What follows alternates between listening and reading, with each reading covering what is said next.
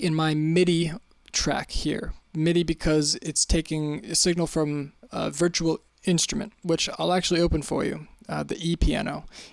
By the way, if you click on the middle of this blue tab over here in the inspector window, or also the channel strip, it'll open the instrument for you. You could bypass it, turn it on and off with the left, and then if you want to go over to the right where the arrow is, that's how you change the instrument that you're working with. But, you know, open it with the middle. And once you have it open, you could actually press V. This is actually not an intuitive keystroke, but V will open the active plugins. This counts as a plugin. All my other plugins will open if you click V too. So for instance, if I open the channel EQ, press V, they'll both disappear, and then I bring them both back as long as they're active. If there's none active, which means I've closed all the windows, and I press V, nothing's going to happen. If I recall this, I press V, only this one's going to show up. So good to know your keystrokes. So when it comes to rearranging and editing and organizing files, moving them around, say I have a MIDI region here that I've been playing around with, I can basically edit it using my pointer tool. I can make it longer or shorter with the trim. I could loop it back to back with the looper tool. You could also press L for loop. Very intuitive. You could drag it around with the main window. If you have two files active, or two tracks, excuse me, you can drag it from one to the next. If you wanted to copy and paste it, Command C, move your playhead and select the track that you want to paste it on, Command V. It's the same as, you know, Google Docs, any Windows program, any whatever. Command C, Command V, Command Z, that is also active. If I wanted to undo what I just did, I'd hit Command Z. I can hit Command Z again, by the way, if I wanted to undo the previous action. So it does work backwards to an extent.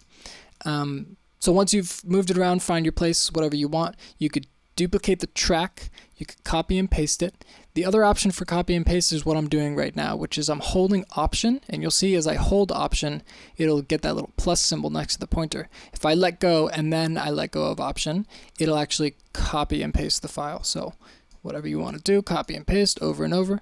As long as you're holding Option, it'll copy and paste those for you. Now, since I've replaced this MIDI clip, is what they're called, these little clips, with another thing, it actually it's on top of it. So it's not like you're layering them and they happen at the same time. Like if I move this over it, it's going to replace that clip with the one that I just dragged on top of it. So if you're wondering where all your files are missing or something like that, it's probably because you accidentally replaced them, or you have it muted, or your audio interface is not sending out to your speakers because they're not plugged in. There's a lot of fun troubleshooting with this game, you'll come to find. And if you want to record on this track, I would record, enable it, go back to where you want to start, count in if you want, count in if you don't, press R, bring up your keyboard, and now any notes that you have recording are going to come through and get recorded. As soon as you press spacebar to stop the track, Command K to put it away.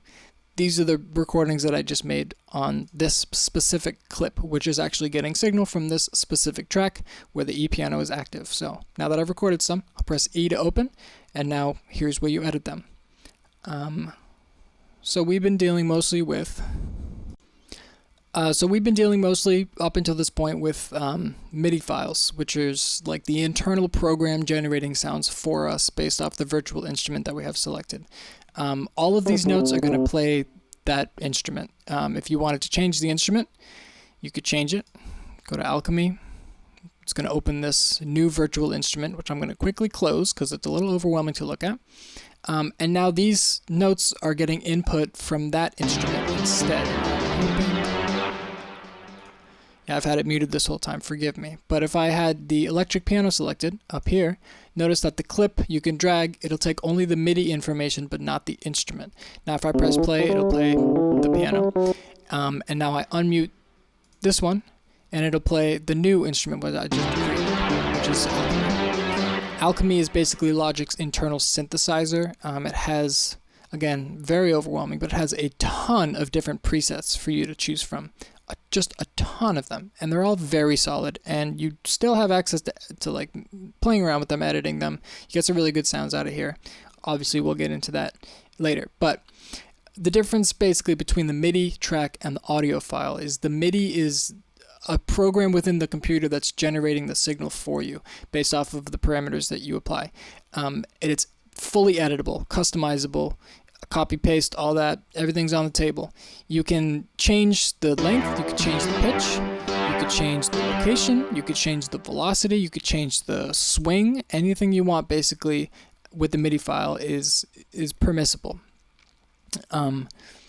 That's not the same for audio files. Audio file basically it's frozen or it's printed, which means whatever is recorded will be the output of what you're hearing. You can't edit it later. You can to an extent, and we'll definitely get into that, but it's not as flexible of a tool, as a resource as MIDI, but it does have its benefits for sure.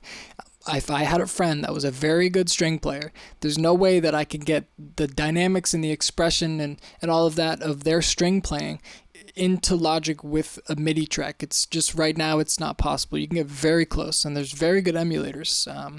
And if you recorded strings with MIDI, you can actually go and edit the individual notes, which you can't do with an audio file. But my friend standing in the room, who's a really good string player, they're not going to like that. Well, maybe. Depends on the person. It depends on the instrument. Depends on their performance, honestly. And it depends if you want to layer them. Like if they played a very good string track and you want to add to it, you can always do that with the MIDI. Say, they're in Europe now. They can't play strings for you. They broke their microphone. They fell in the ocean. You could still get string tracks even if they're not around. And MIDI is better for that. But audio is for capturing sounds that you wouldn't be able to otherwise with MIDI. I'm kind of coming across like MIDI is superior, and I don't mean to do that. They both have their place, and they're both very, very powerful. But this whole course is kind of getting you to think about the intention of the decisions you're making and how they impact your final product.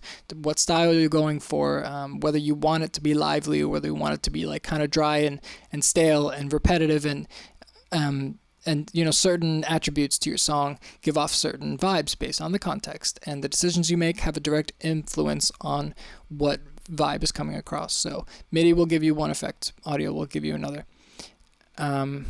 Yeah.